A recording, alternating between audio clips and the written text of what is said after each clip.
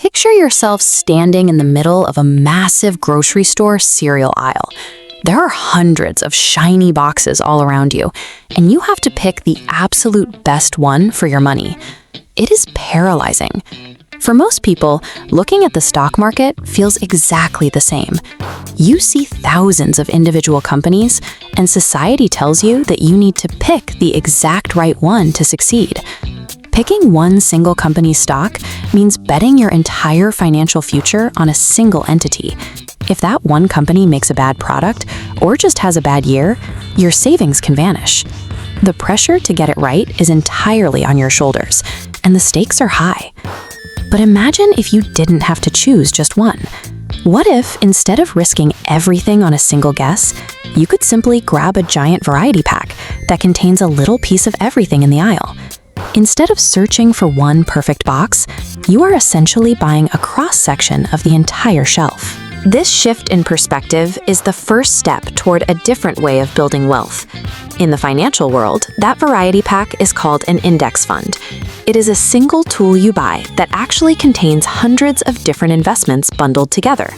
The most famous variety pack in the world is called the S&P 500. This is a specific bundle that holds the 500 largest, most successful companies in the United States. When you buy into this bundle, you immediately own a tiny slice of Apple. You also get a slice of Microsoft, along with the other massive tech giants that run our computers and phones. Your bundle even includes a piece of the world's largest banks and financial institutions. Spreading your money across 500 companies provides a buffer. If one of those companies runs into trouble, its loss is diluted by the hundreds of others that are still moving forward. The market will still have bad weeks and months, and your balance will fluctuate. But this approach replaces the high-stakes gamble of a single stock with a steady bet on the long-term growth of the economy as a whole. The reason this works so well over time comes down to compound interest. You can think of compound interest as a small snowball rolling down a long hill. As it rolls, the snow it gathers picks up even more snow until it builds a massive amount of momentum. This graph shows exactly how that math plays out. Across the bottom, we have time in years, and up the side is your wealth. Let's say you start at age 20, investing just $100 every month into that S&P 500 variety pack. Historically, the S&P 500 has returned an average of about 10% per year. If you let that graph run for 30 years, your monthly $100 habit grows to roughly $226,000. Look closely at the color split here. The tiny sliver at the bottom is the actual cash you took out of your paycheck. The massive area sitting on top of it is pure interest, money created by your money working for you.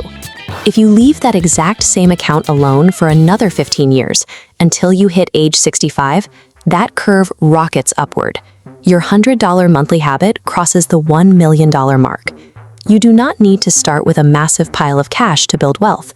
Time and leaving your money completely alone do almost all of the heavy lifting.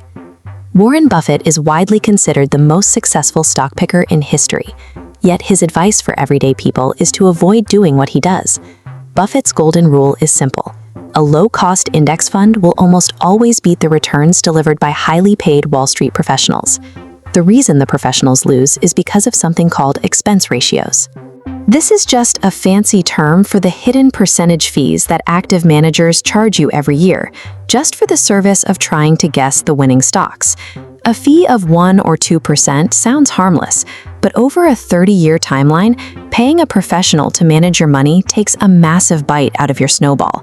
It strips away the very money that should be compounding for your retirement. Passive index funds operate on autopilot. They just automatically track the market without needing a highly paid professional at a desk.